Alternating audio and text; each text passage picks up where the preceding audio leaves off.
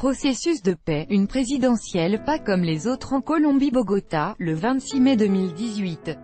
Reuters, Carlos García Rollins. Environ 36 millions de Colombiens sont appelés aux urnes ce dimanche 27 mai pour le premier tour de l'élection présidentielle. Un scrutin disputé, dans un contexte de forte division, notamment en raison des accords de paix signés en novembre 2016 entre le gouvernement et la guérilla des FARC. Mais un scrutin en temps de paix est une première. Les bureaux de vote ont ouvert. Ils le resteront jusqu'à 16h heure locale. Pour succéder à Juan Manuel Santos, au pouvoir depuis 2010, prix Nobel de la paix en 2016 après l'accord avec les forces armées révolutionnaires de Colombie, FARC. En tout cas, ce dernier l'assure, après un demi-siècle de conflit, ce seront les élections les plus transparentes et sûres que le pays ait connues. Selon le chef de l'État sortant, grâce aux accords de paix, il n'y aura plus de pression exercée sur les électeurs. L'armée sera déployée pour surveiller les 11 000 centres électoraux dans le pays. Plus de 6 000 hommes surveilleront particulièrement les zones de conflit, le sud, l'est et le centre-ouest. Une unité spécialisée a été créée pour recevoir les plaintes pour d'éventuelles irrégularités. Des observateurs internationaux, des indépendants et des représentants de partis politiques et du procureur seront déployés dans les bureaux. Les premières tendances devraient être connues très rapidement. Un panel de candidats et de programmes tout à fait nouveau. La paix a ouvert le jeu politique, dans ce pays où, depuis un quart de siècle, le pouvoir se joue entre la droite et l'extrême droite.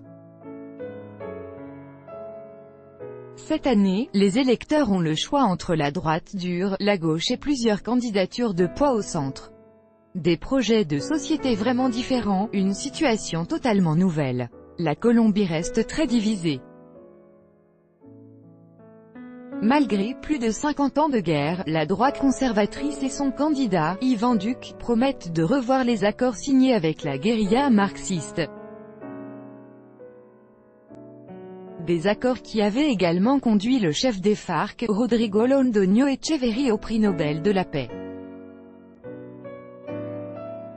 Iván Duque, poulain de l'ex-président Álvaro Uribe, tente de rassembler ses électeurs en rassurant le secteur privé et en brandissant la menace d'un basculement du pays vers un socialisme du XXIe siècle comme le voisin vénézuélien si le candidat de gauche Gustavo Petro devait l'emporter.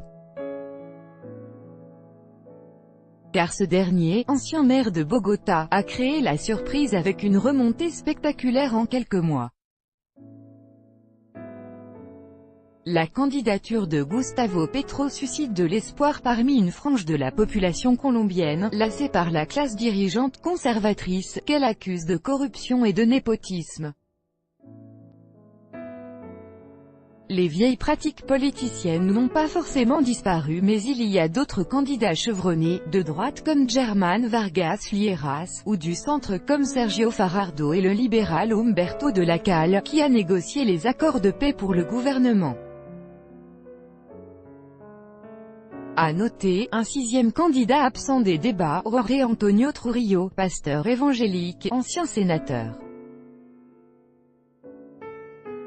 Sur les bulletins, une case du vote blanc portée par un mouvement citoyen, et une autre case pour le vote blanc traditionnel, relate notre envoyée spéciale Véronique Guémard. Mais rien ne dit que l'abstention va diminuer. Historiquement, elle est de 50% au présidentiel, selon notre correspondante Marie-Ève de Teuf. La campagne s'est déroulée dans le calme. Les candidats ont pu organiser des grands rassemblements sur les places du pays sans craindre pour leur vie. Et là, les électeurs peuvent voter tranquillement à peu près partout sur le territoire. Mais attention, cela ne veut pas dire que les vieilles pratiques politiciennes ont disparu. Les partis qui en ont les moyens à droite paient des bus pour emmener et faire voter leurs électeurs ou leur offrent un panier repas. Un déjeuner, c'est beaucoup quand on est pauvre. La paix ne veut pas dire non plus que le système électoral est sans faille, et M. Petro a appelé ses militants à la vigilance.